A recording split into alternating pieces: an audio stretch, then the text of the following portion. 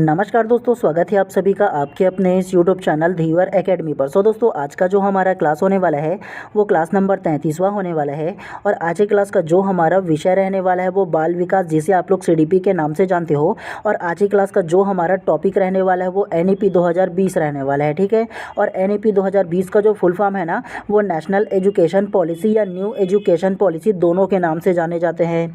तो आज की क्लास में ना मैं आप लोगों को ना नई शिक्षा नीति 2020 के बारे में ना विस्तार पूर्वक आप लोगों को पढ़ाऊंगा। और एक चीज़ आप लोग जान लो, आप लोग भविष्य में शिक्षक बनना चाहते हो और एक शिक्षक होने के नाते आप ना इस फील्ड के बारे में कितना नॉलेज रखते हो, मतलब जो शिक्षा के क्षेत्र में कितने प्रकार से बदलाव हुए, कब कब बदलाव हुए, इन तमाम चीज़ों के बारे में आप लोगों को बहुत अच्छे से नॉलेज होना चाहिए। क्योंकि सीजी टेट एग्ज़ाम में भी इसी प्रकार से पूछा जाता है, एग्जामिनर होता है वो। क्योंकि आप शिक्षक बनना चाहते हो और शिक्षक होने के नाते शिक्षा के क्षेत्र में जितने भी प्रकार से बदलाव हुए हैं उनमें कितना अवेयर हो और कितना अवेयर नहीं हो, इसके बारे में भी सबसे ज़्यादा क्वेश्चन पूछा जाता है, ठीक है। तो आप सभी लोगों को ध्यानपूर्वक पढ़ना है और अच्छे से अपना प्रिपरेशन करना है। और मैं ना आप लोगों को बहुत सरल तरीके से एनईपी 2020 के बारे में समझाऊंगा, ठीक है। अपने शब्दों में अच्छे से समझाऊंगा ताकि आप लोगों का जितना भी कॉन्सेप्ट है ना वो सारा चीज़ क्लियर हो जाए इसके बारे में, ठीक है। और आज का ये जो क्लास ख़त्म हो जाएगा ना, उसके बाद इसका जो पूरा PDF रहेगा वो मैं अपने टेलीग्राम चैनल पर डाल दूंगा।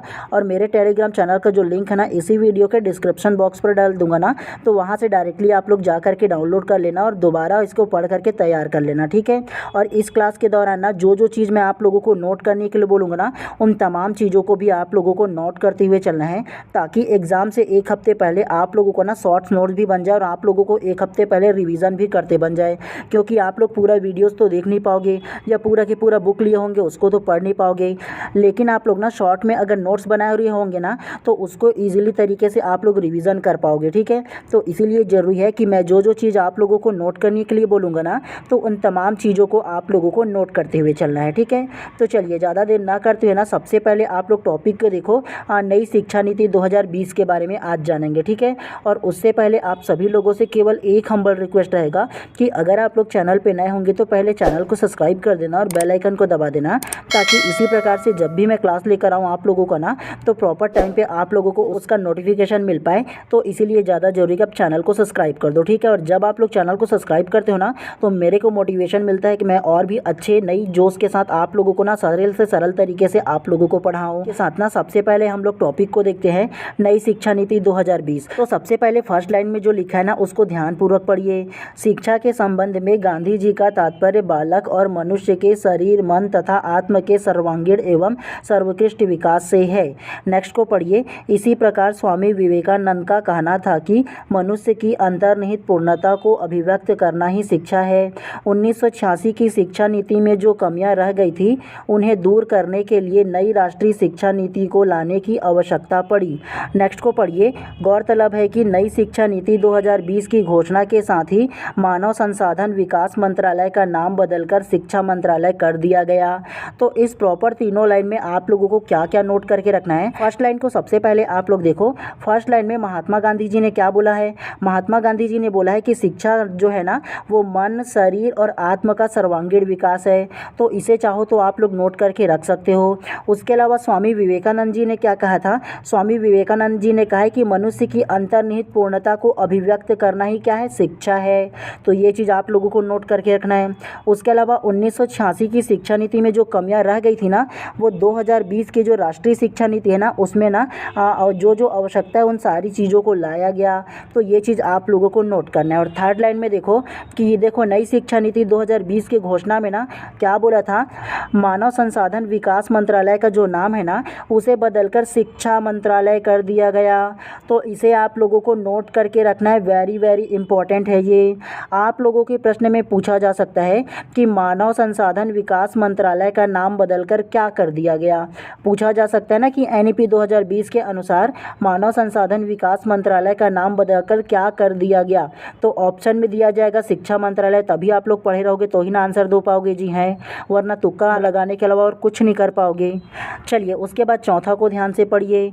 इस नीति द्वारा देश में स्कूल एवं उच्च शिक्षा में परिवर्तनकारी सुधारों की अपेक्षा की गई है। इसके उद्देश्य के तहत नई राष्ट्रीय शिक्षा नीति के अंतर्गत केंद्र व राज्य सरकार के सहयोग से शिक्षा क्षेत्र पर जीडीपी के 6% हिस्से के सार्वजनिक व्यय का लक्ष्य रखा गया है।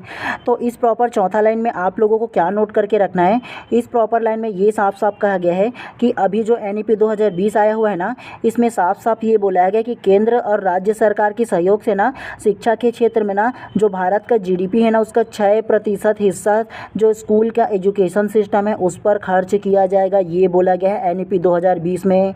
तो इसे आप लोगों को नोट करके रखना है कि NEP 2020 में भारत का जो GDP है उसका 6% जो हिस्सा है ना, वो शिक्षा पर खर्च किया जाएगा, ये NEP 2020 में साफ उल्लेख किया गया है। ठीक है, तो ये चीज़ आप लोगों को नोट करके रखना है। चलिए, उसके बाद महत्वपूर्ण तथ्य करके दिया है, उसको फर्स्ट को ध्यान से पढ़िए। अंतिम राष्ट्रीय शिक्षा नीति 1986 में बनाई गई थी, इसमें वर्ष 1992 में संशोधन किया गया। तो इस महत्वपूर्ण तथ्यों में ना एक चीज़ आप लोगों को अच्छे से बता दे रहा हूँ, ध्यानपूर्वक सुनिएगा। इसमें लिखा हुआ नहीं है लेकिन मैं पढ़ा था इसलिए आप लोगों को एक्स्ट्रा बता रहा हूँ। ठीक है, आज़ादी के बाद भारत में शिक्षा के क्षेत्र में टोटल 3 बार सुधार हुआ। कितने बार? तो टोटल 3 बार सुधार हुआ है। सबसे पहले जो सुधार हुआ है ना, वो 1968 में हुआ। कब? तो 1968 में आज़ादी के बाद सबसे पहला भारत में ना शिक्षा नीति में पहला सुधार हुआ। दूसरा जो सुधार है ना, वो 1986 में आया। कब? तो दूसरा जो सुधार है वो 1986 में आया, और जिसके संशोधित करते हुए ना 1992 में उसका संशोधन हुआ। तो पहला जो शिक्षा के क्षेत्र में जो सुधार है, मतलब नई शिक्षा पॉलिसी जो है ना, तो उसमें 1968 में आया। उसके अलावा दूसरा जो शिक्षा नीति है ना, वो 1986 में आया था, जिसमें 1992 में इसमें कुछ संशोधन किया गया। और तीसरा जो सुधार है वो लगभग 34 वर्ष बाद, कितना? तो तीसरा जो सुधार है वो लगभग 34 वर्ष बाद 2020 में आया। कब? तो तीसरा जो सुधार है वो 34 वर्षों के बाद 2020 में आया, जिसे NEP 2020 के नाम से जानते हैं, जिसे राष्ट्रीय शिक्षा नीति 2020 के नाम से भी जानते हैं। तो ये तीनों सुधार के जो डेट है उसे आप लोगों को याद रखना है। आज़ादी के बाद केवल 3 ही शिक्षा के क्षेत्र में सुधार हुआ है। ठीक है, तो आप लोगों को ये जो तथ्य है ना उसे आप लोगों को याद रखना है, चाहो तो नोट करके भी रख लीजिएगा। ठीक है, इसमें ही महत्वपूर्ण तथ्य में फर्स्ट में भी बोला था ना कि अंतिम राष्ट्रीय शिक्षा नीति 1986 में बनाई गई थी, जिसमें वर्ष 1992 में संशोधित किया गया। तो ये चीज़ भी आप लोगों को नोट करना है, और तीनों जो संशोधन है उसको भी नोट करना है। ठीक है, पिछले बार प्रश्न में पूछा गया था CG टेट के कि वर्ष 2020 में जो शिक्षा नीति, नई शिक्षा नीति आया था, वो कितने वर्षों के बाद आया था, ये पूछा गया था पिछले बार। तो आप लोगों को याद रखना है 34 वर्षों के बाद ना ये जो NEP 2020 है ना वो आया हुआ है। 1986 से 2020 जोड़ लो, कितना वर्ष होगा जी? 34 वर्ष होगा। तो ये चीज़ आप लोगों को इसमें याद रखना है। ठीक है, चलिए दूसरा को अब ध्यान से पढ़ते हैं। वर्तमान शिक्षा नीति अंतरिक्ष वैज्ञानिक के कस्तूरी रंजन की अध्यक्षता वाली समिति की रिपोर्ट पर आधारित है। तो ये जो दूसरा है ना उसे आप लोगों को थोड़ा सा समझा दे रहा हूँ। वर्तमान शिक्षा नीति अंतरिक्ष वैज्ञानिक बोला है ना, तो हम लोगों का भारत में जो ISRO है ना, तो ISRO के ना वो क्या थे? अध्यक्ष थे, जो के कस्तूरी रंजन है ना, और वो एक प्रमुख वैज्ञानिक भी रह चुके थे। ठीक है, तो इन्होंने ना जो नई शिक्षा नीति 2020 है ना, तो वो रिपोर्ट तैयार किया था, उसका अध्यक्ष था। तो वेरी वेरी इंपॉर्टेंट है ये जो नाम है वो, तो इसे आप लोगों को याद रखना है। ठीक है, के कस्तूरी रंगन लिखा है लेकिन के कस्तूरी रंजन है ये। ठीक है, तो ये चीज़ आप लोगों को याद रखना है और नोट करके भी आप लोगों को रखना है। ठीक है, चलिए नेक्स्ट को ध्यान से पढ़िए। NEP न्यू एजुकेशन पॉलिसी 2020 प्रत्येक व्यक्ति की रचनात्मक क्षमता के विकास पर विशेष बल देता है। तो NEP किस पर बल देता है? तो जितने भी व्यक्ति है ना उसके रचनात्मक, उसके जो क्रिएटिविटी है ना, तो उसके विकास पर बल देता है। तो ये आप लोगों को याद रखना है। इसके बाद आप लोगों का जो मेन टॉपिक है ना वो यहाँ से स्टार्ट होता है, स्कूल शिक्षा संबंधी प्रावधान। मतलब NEP 2020 है ना, उसमें कौन सा शैक्षणिक संरचना उसमें रखा गया है ये पूछा जाता है। मतलब ना NEP 2020 में कौन सा स्ट्रक्चर लागू होता है ये पूछा जाता है सबसे ज़्यादा। ठीक है, तो सबसे पहला को आप लोग ध्यान से पढ़िए। नई शिक्षा नीति में 5+3+3+4 डिज़ाइन वाले शैक्षणिक संरचना का प्रस्ताव किया गया है, जो 3 से 18 वर्ष आयु वाले बच्चों को शामिल करता है। तो आप लोगों को ये जो लाइन है ना उसे आप लोगों को पढ़ना है। उसके बाद ना इसमें हम लोग केवल ये जो टॉपिक है ना इसमें पढ़ेंगे। जब नेक्स्ट में नीचे जब आप लोगों को पढ़ाऊंगा आगे ना, तो उसमें आप लोगों को ना जो चित्र है, जो इमेज है ना, उसके माध्यम से आप लोगों को बहुत सरल तरीके से समझाऊंगा एक एक टॉपिक को, ताकि आप लोगों को ना सरल तरीके से समझ में आए। मेरा मकसद आप लोगों को रटवाना बिल्कुल नहीं है, मेरा मकसद है कि आप लोगों को अच्छे से समझा पाऊँ मैं। ठीक है, तो आप लोग ध्यान से पढ़िएगा, इसको केवल ना सरसरी निगाहों से पढ़ते हैं, उसके बाद आप लोगों को ना अपने शब्दों में अच्छे से समझाऊंगा। ठीक है, सबसे पहला को ध्यान से पढ़िए। 5 वर्ष की फाउंडेशन स्टेज, 3 साल प्री प्राइमरी स्कूल और ग्रेड 1 और 2। ग्रेड एड का मतलब यह है कि कक्षा पहली और दूसरी है, ठीक है। तो 3 साल की क्या होगा, प्री प्राइमरी स्कूल होगा, और उसके बाद ना 2 साल का कक्षा पहली और कक्षा दूसरी में जो बालक है वो पढ़ेगा, और ये जो 5 का कॉन्सेप्ट है वो ये कहता है, ठीक है। उसके अलावा दूसरा को पढ़िए, 3 वर्ष का प्री पैरेटरी स्टेज, जिसमें तीसरी, चौथी और पाँचवीं पढ़ेगा जो बालक है वो, ठीक है। उसके अलावा तीसरा को पढ़िए, 3 वर्ष का माध्य मतलब उच्चतर माध्यमिक चरण, मतलब 6वीं, 7वीं और 8वीं इसमें पढ़ेगा। चौथा को पढ़िए, 4 वर्ष का उच्च माध्यमिक चरण, मतलब 9वीं, 10वीं, 11वीं, 12वीं इसमें पढ़ेगा। नेक्स्ट को पढ़िए, NEP 2020 के तहत HHRO द्वारा बुनियादी साक्षरता और संख्यात्मक ज्ञान पर एक राष्ट्रीय मिशन, national mission on foundation literacy in numeracy का स्थापना का प्रस्ताव किया गया। इसके द्वारा वर्ष 2025 तक कक्षा 3 स्तर तक के बच्चों के लिए आधारभूत कौशल सुनिश्चित किया गया। तो आप लोगों को ना इसे रटने की आवश्यकता नहीं है, नीचे आप लोगों को अच्छे से समझाऊंगा, ठीक है। और चाहो ना तो इन चारों जो लाइन है ना उसे आप लोग लिख लीजिए, अगर नहीं लिखोगे तो कोई दिक्कत नहीं है। इसमें जब आप लोगों को समझाऊंगा ना तो इसमें आप लोगों को अच्छे से पढ़ते हुए चलना है, ठीक है। इसके बाद ना ये जो लाइन है ना उसको थोड़ा सा ध्यान से पढ़िए।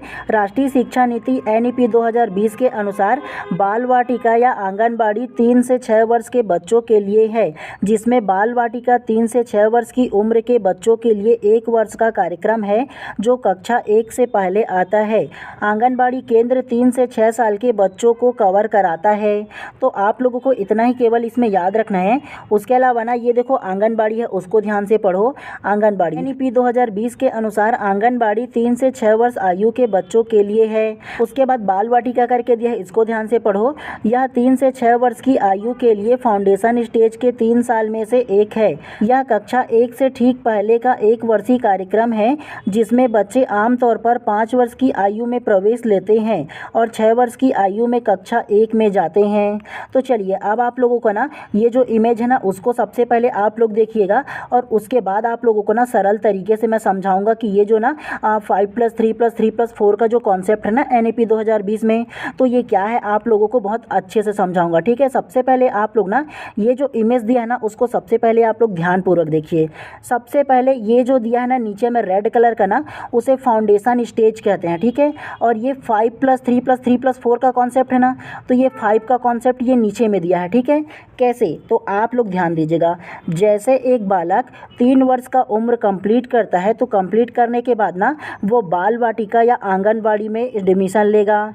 सबसे पहले ना 3 वर्ष कंप्लीट करने के बाद जो एक बालक है ना वो आंगनबाड़ी में 2 साल पढ़ेगा वहाँ, फिर 1 साल ना वो बाल वाटिका में पढ़ेगा। जो बाल वाटिका है ना वो स्कूल से पहले प्री प्राइमरी स्कूल कहलाता है, ठीक है। तो बाल वाटिका क्या कहलाता है, प्री स्कूल कहलाता है, मतलब ना प्राइमरी स्कूल से पहले जो रहता है ना वो बाल वाटिका होता है। तो ये आप लोगों को याद रखना है।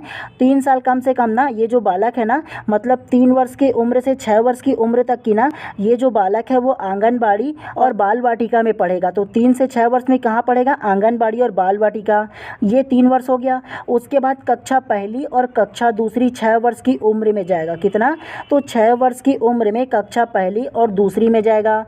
तो 3 साल बालवाड़ी या आंगनबाड़ी हो गया और 2 साल कक्षा पहली और दूसरा, टोटल इसमें 5 हो गया ना। तो ये 5 आप लोगों को समझ में आया। और आप लोगों को ना एज को भी याद रखना है।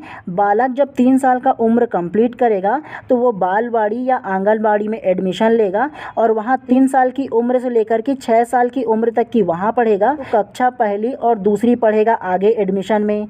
तो 6 से 8 वर्ष वहाँ पढ़ेगा कक्षा पहली और दूसरी। और ये जो कक्षा पहली और दूसरी और 3 साल ये जो बाल वाटिका है ना वो 5 का कॉन्सेप्ट में आता है। सबसे पहला आप लोगों को अभी जस्ट बताया ना कि 5+3+3+4 का जो कॉन्सेप्ट है वो, तो इसे आप लोगों को याद रखना है। ये 5 का कॉन्सेप्ट हो गया।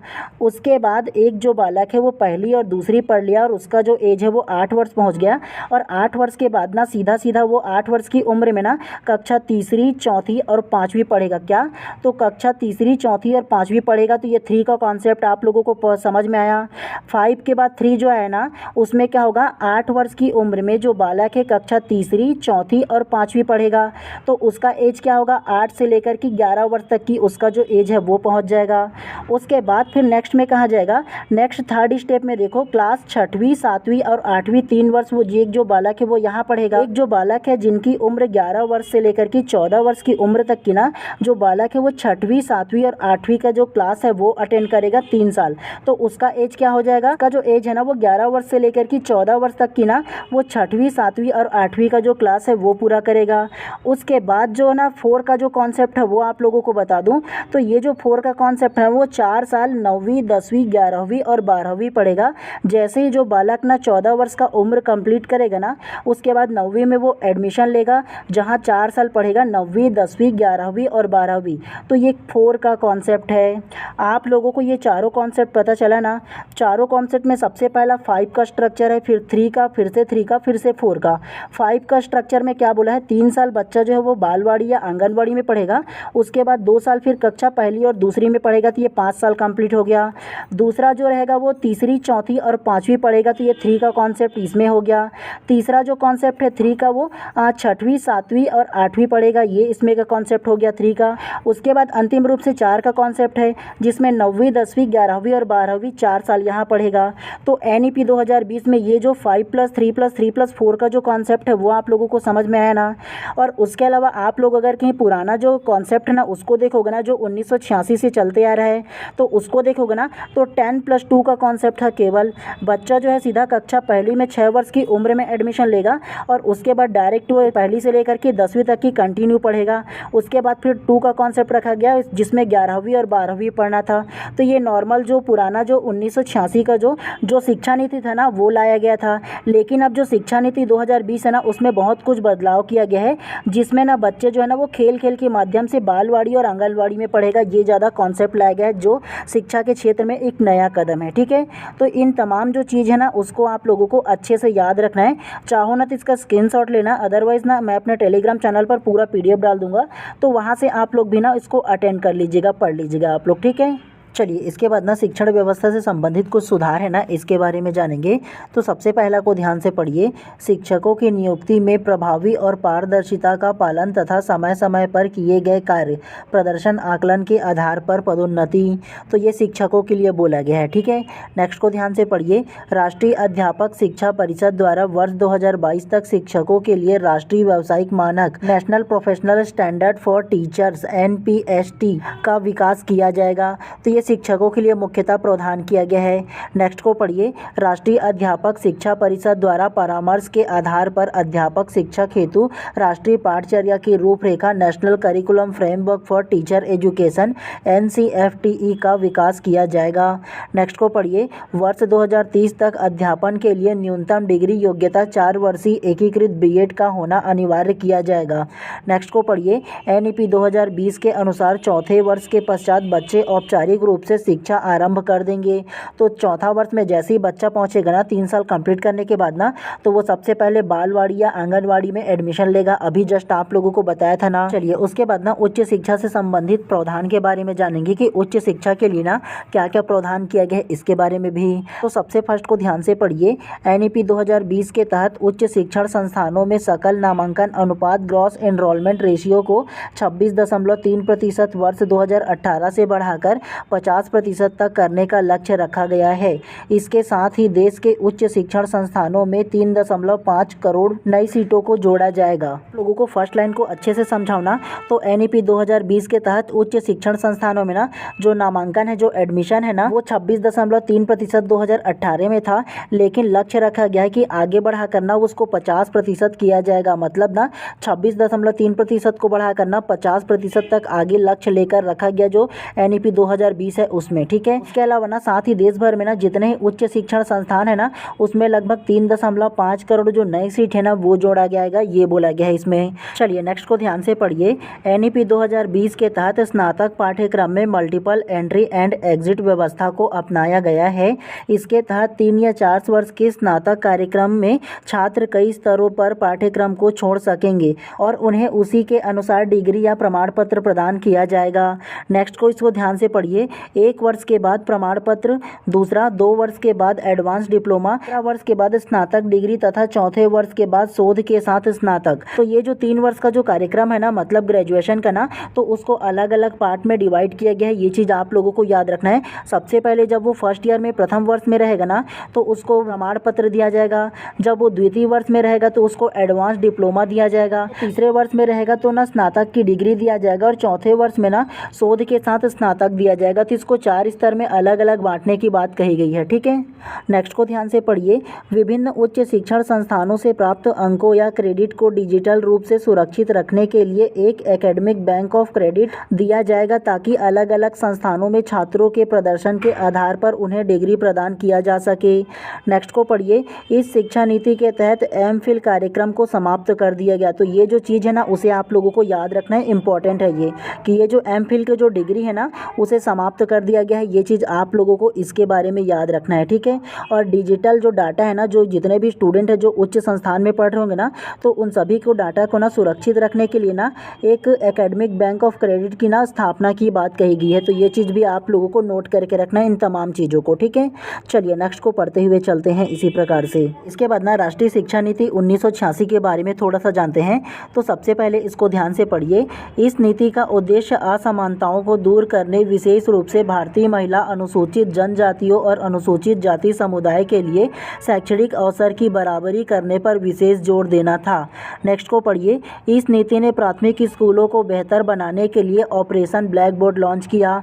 तो सबसे पहले ना आप लोगों को ना ये जो ऑपरेशन ब्लैक बोर्ड है ना उसके बारे में थोड़ा सा बता देता हूँ। ठीक है, राष्ट्रीय शिक्षा नीति 1986 के तहत ना ये जो ऑपरेशन ब्लैक बोर्ड है ना उसका सिफारिश किया गया था और 1987 में ना ये जो ऑपरेशन ब्लैक बोर्ड है वो लाया गया था। कब?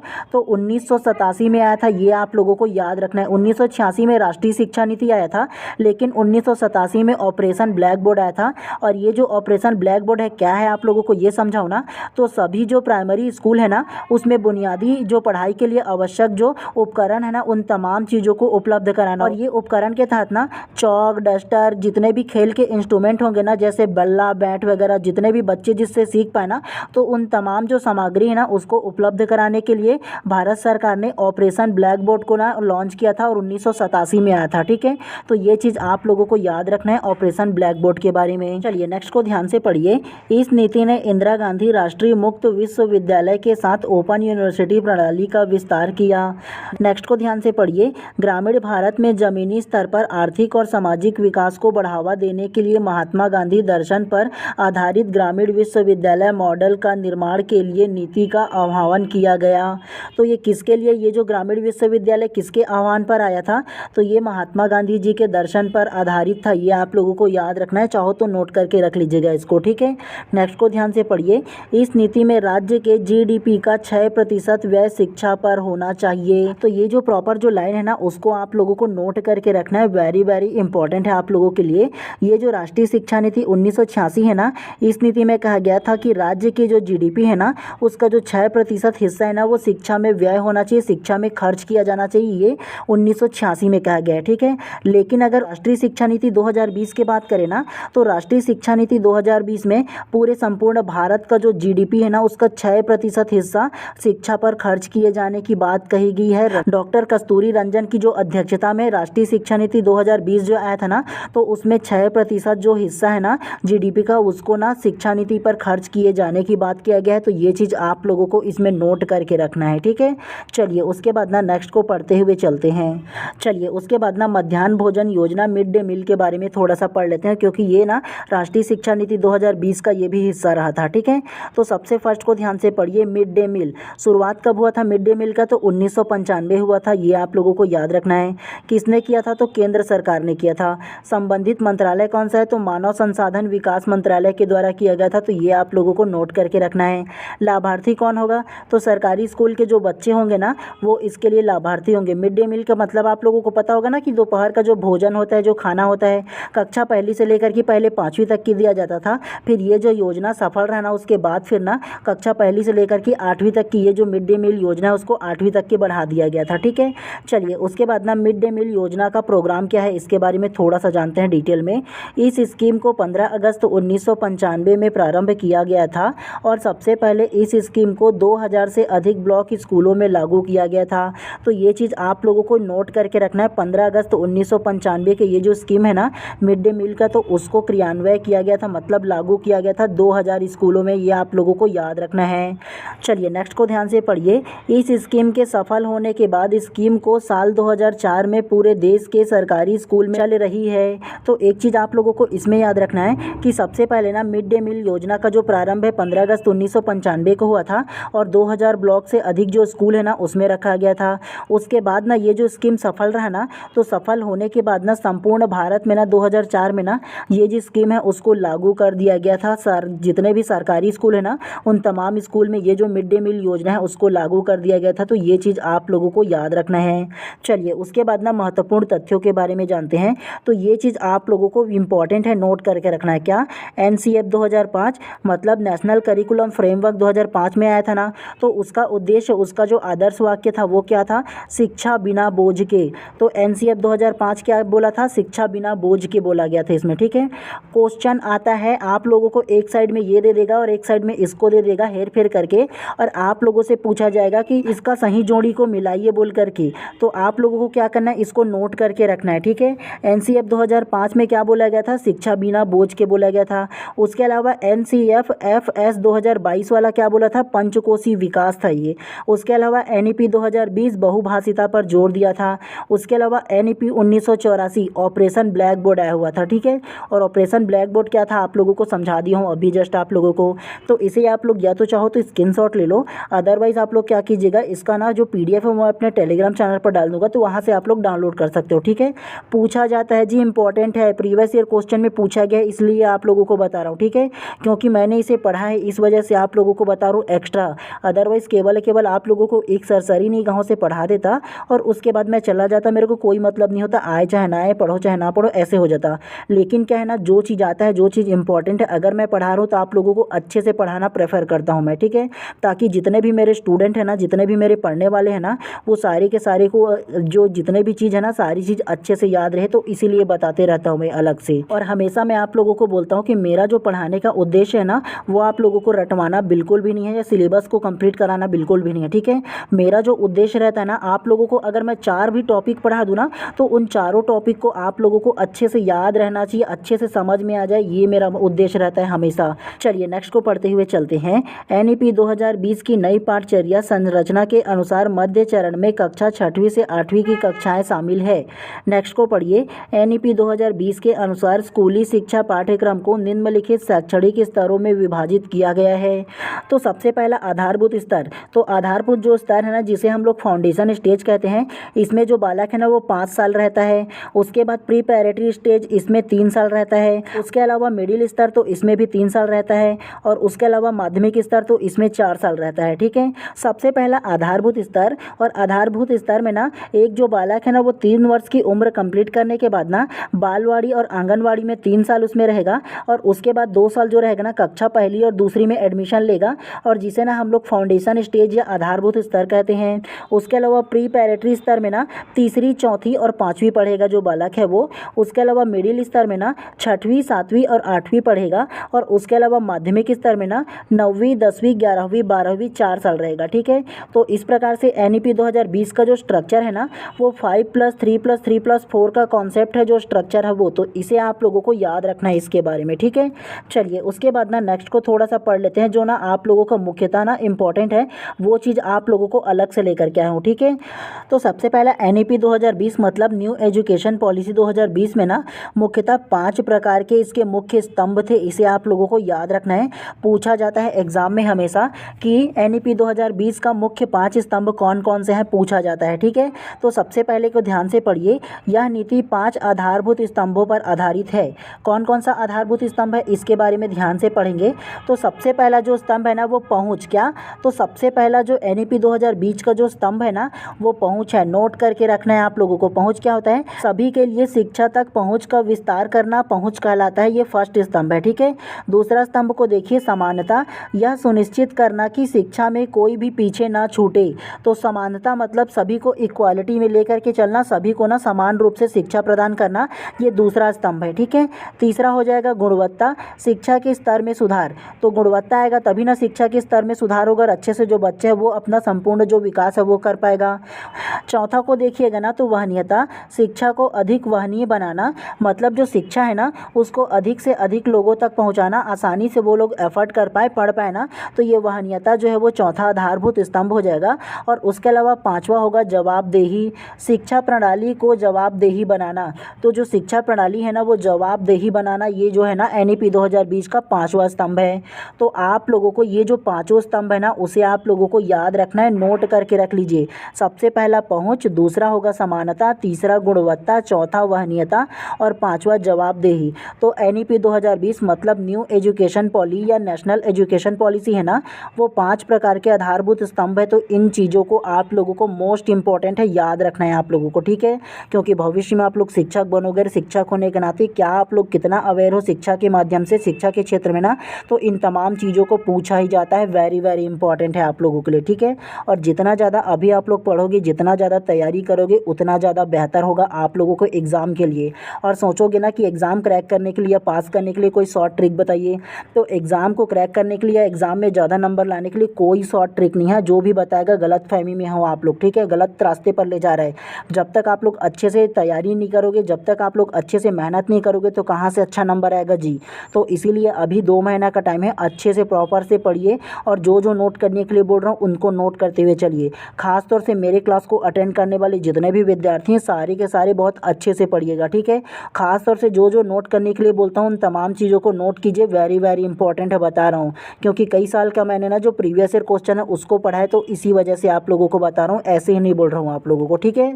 उसके अलावा अगर आप लोगों के मन में ना किसी प्रकार से अगर सवाल हो, इसके लिए आप लोग चाहते हो ना कि मैं अपना पर्सनल नंबर आप लोगों को सजेस्ट करूं, ताकि आप लोग ना मेरे से डायरेक्ट बात करके किसी भी प्रकार के सवाल का जवाब पूछ सकते हो, किसी भी प्रकार से सजेशन लेना चाहो ना, तो आप लोगों को क्या करना है, सबसे पहले आप लोग इंस्टाग्राम पर जाइए और सर्च कीजिए बाय MD धीवर करके।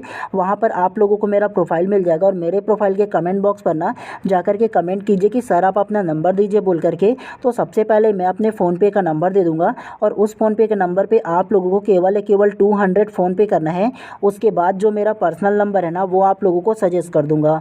तो केवल आप लोगों को ये रिक्वायरमेंट फॉलो करना है, ठीक है। और ये केवल विशेष व्यक्तियों के लिए रखा हूँ जिनको विशेष प्रकार से सजेशन की आवश्यकता है, उनके लिए है, ठीक है। उसके अलावा चाहूँ तो मैं फ्री ऑफ कॉस्ट में भी दे सकता हूँ, लेकिन क्या है ना, छोटे छोटे सवाल के लिए आप लोग बार बार फ़ोन करोगे ना, तो इसी वजह से ना ये जो छोटा सा रिक्वायरमेंट है वो मैं रखा हूँ। उसके अलावा अगर कोचिंग भी आप लोग करना चाहोगे ना, तब तो यार 10 से 12 हज़ार कोचिंग वाले ले लेते हैं। वैसे भी मैं सारा कंटेंट जो PDF वगैरह है, सारा चीज़ फ्री ऑफ कॉस्ट में आप लोगों को प्रोवाइड कर देता हूँ। केवल इसी के लिए 200 आप लोगों को लगने वाले हैं। उसके बाद सारा चीज़ आप लोगों के लिए फ्री है, ठीक है। चलिए, इसके बाद जब नेक्स्ट क्लास आएगा ना, उसमें आप लोगों का इसी पर ना जो MCQ सीरीज़ है वो मैं लेकर के आऊँगा, ठीक है। चलिए, आज की इस क्लास को यहीं पर समाप्त करते हैं। और अगर आप लोग चैनल पर नए होंगे ना, तो चैनल को सब्सक्राइब कर देना और बेल आइकन को दबा देना, क्योंकि आप लोग चैनल को सब्सक्राइब करते हो ना, तो मेरे को मोटिवेशन मिलता है कि आप लोगों के लिए ना नया नया कंटेंट लाऊं और सरल से सरल तरीके से आप लोगों को पढ़ाऊँ, ताकि आप लोगों का जो सिलेबस है वो पूरा हो सके और आप लोगों को अच्छे से मैं समझा पाऊँ, ठीक है। तो इसीलिए ना आप लोग चैनल को अवश्य सब्सक्राइब कर दीजिए। उसके अलावा और कुछ भी मैं आप लोगों से नहीं बोलता, सारा कंटेंट तो आप लोगों के लिए फ्री ऑफ कॉस्ट है।